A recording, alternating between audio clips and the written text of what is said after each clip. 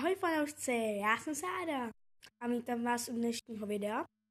Takže dneska půjde o to, jak jsem vám slíbila minule, že budeme natáčet Jellybees, tak jsem si je dneska koupila a budu je teda jíst. Dneska jsem tady bohužel sama a nemohla přijít, protože taky musela natáčet, takže jsem tady sama. No a já už nemám tomu co dodat, takže jdeme na to. Tak já si tady vyndám první. Ukážu vám, jaký mám. Já to musím uhnout, co to je.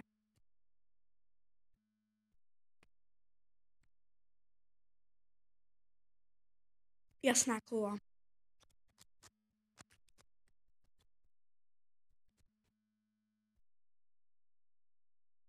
To vidět?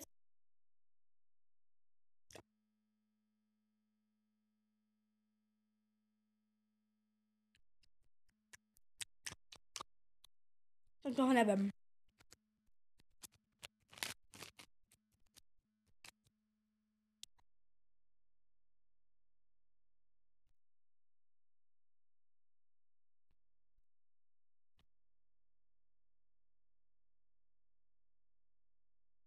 Tohle je dobrá. To poznám hned, že je pomeranč.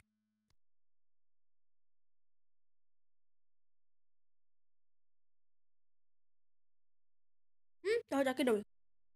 Zase pomeranč.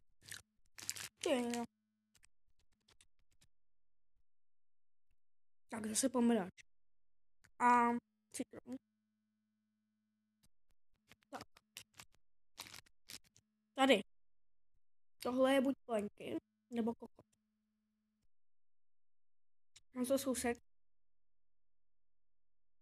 Já to zkusím.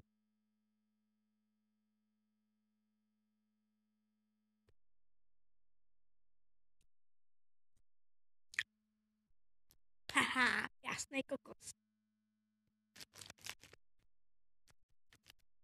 Zelená. Buď jablko, nebo tráva.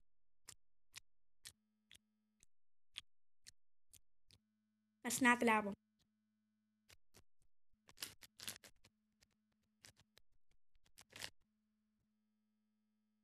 To byla fialová, omlouvám se.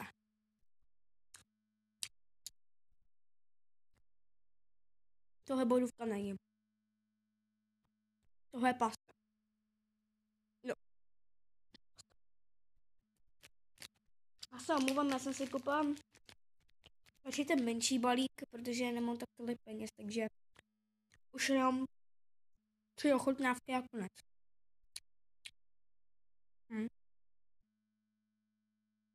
Jahoda. Přesná jahoda. Já doufám, že se mi nestane to samé, co Jirkovi Královi. Že měl zvratky. Tak doufám, že se mi tam...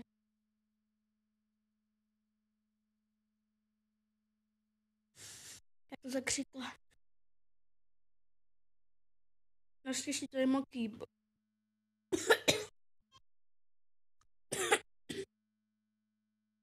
Já se moc omlouvám, ale já věděla, že něco budu mít špatného. Tak a poslední Jellybeeska. Tu jsem si pro vás připravila hnědou.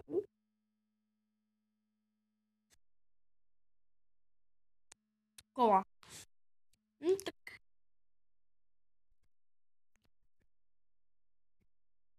Jestli se vám tohle video líbilo, tak nezapomeňte dát like a jednoho odběratele. Děkuju a těším se příště na vás. Ahoj.